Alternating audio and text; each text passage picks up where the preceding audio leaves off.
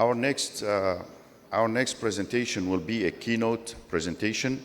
Uh, there's two of them. The first one will be given by Dr. Jafar Golzarian. So Dr. Jafar is a professor of interventional radiology at the University of Minnesota.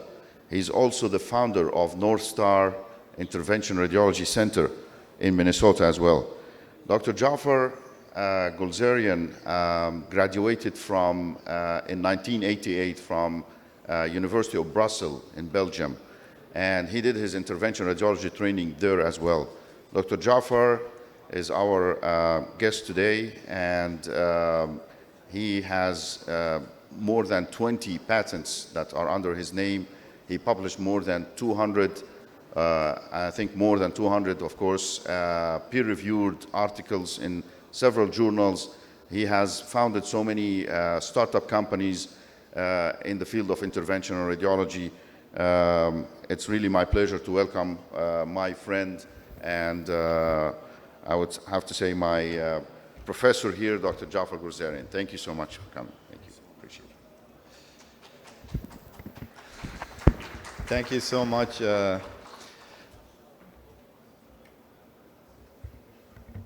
Ahmed, for the kind introduction, and it's an honor and pleasure to be here.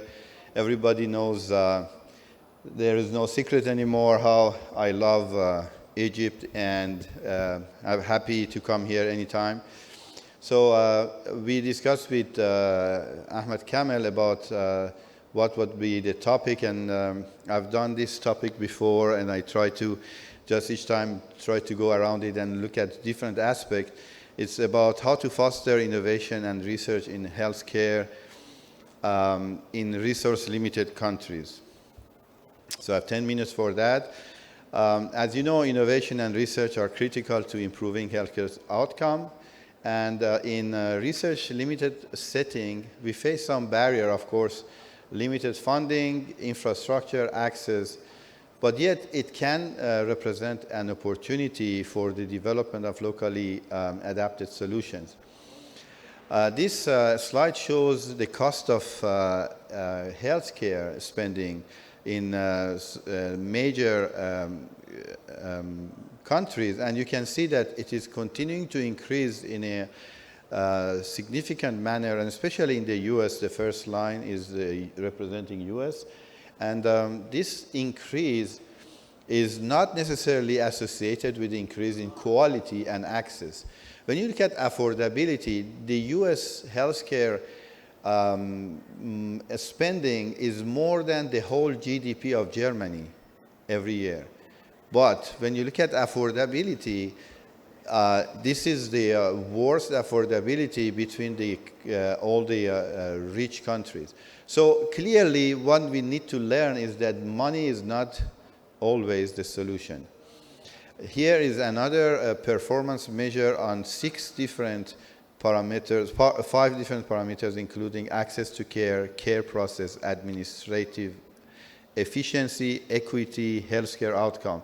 And when you look at all of this, US, again, as one of the major, the biggest expenditure in healthcare is worse, and it's the only place they are number 2 is in care processes, which is very important.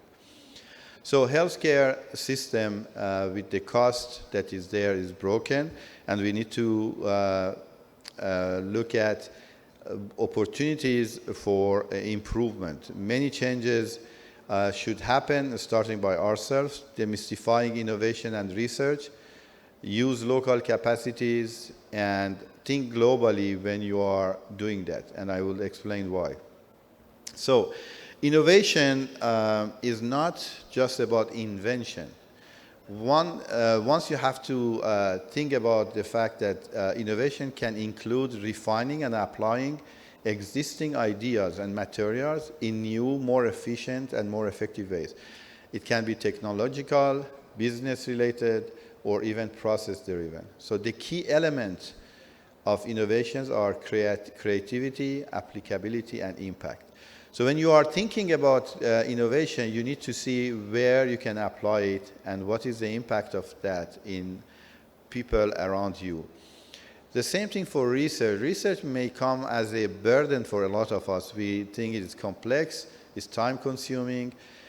Some people ask me how to get some ideas. There are lack of ideas there, and they think that it's very difficult to come with an idea for research. And then, of course, we think, especially in the Western country, that you need a lot of resources and research become expensive. So how to be creative and to have ideas? I would say most of us, we have ideas, we don't know about it. We accept things the way they are, and that's why we don't see that actually when we do IR procedures, we always find what is not going well, and we always say, oh, I wish I had this material. I wish I could do this way. These are all ideas, but the problem is that most of us, we don't go away from our comfort zone.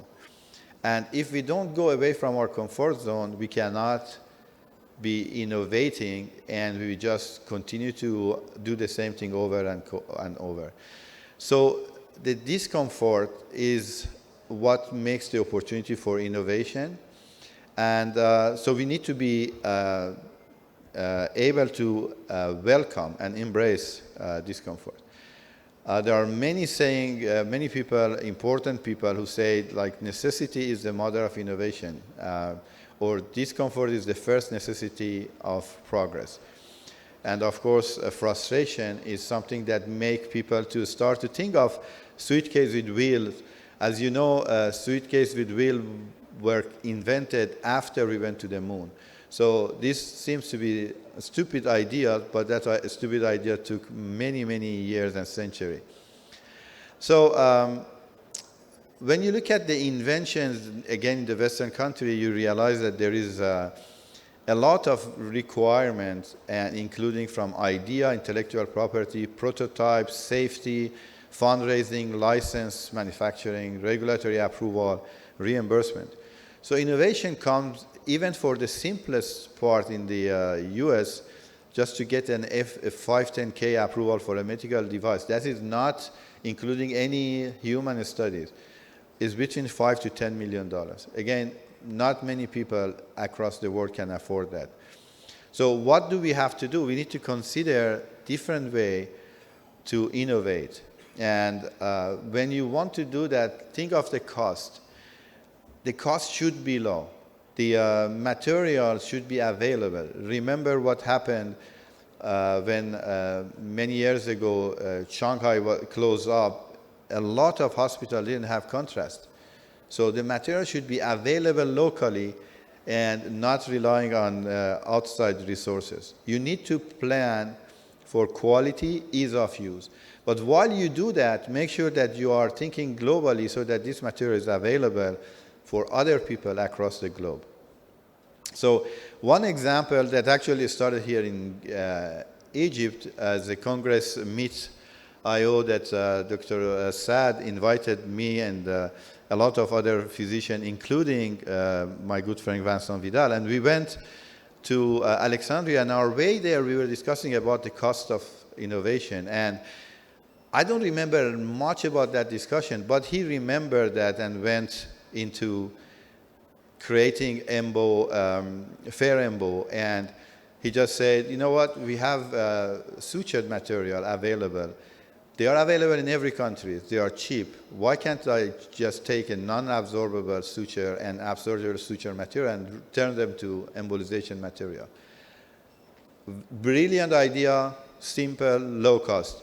What happened that it started to go and help some African countries, and it has actually resulted in saving lives, like in this case of massive bleeding post-biopsy in a patient. Or he actually published some postpartum bleeding treatment. Another example is an example of what we started to do when we started to work on resorbable microspheres. At the time, it was not very popular, 2008, 2009. The condition I had was the material should be resorbable, but also cheap and biocompatible. So long story short, after many years, we found the materials that are available in the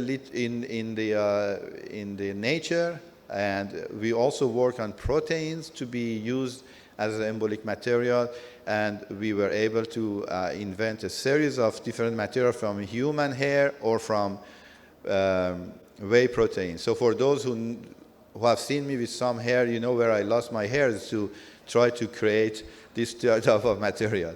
So so try to look at material that is available, biocompatible, cheap, and then think globally.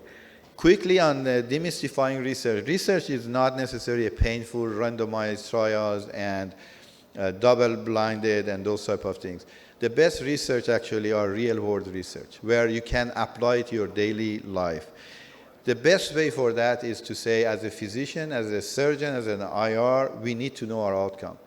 If you do a case and you don't know your outcome, you are not a good physician. And we are all situated in a situation where we may not find the patient. We need to make sure the follow-up is our goal in every case we do.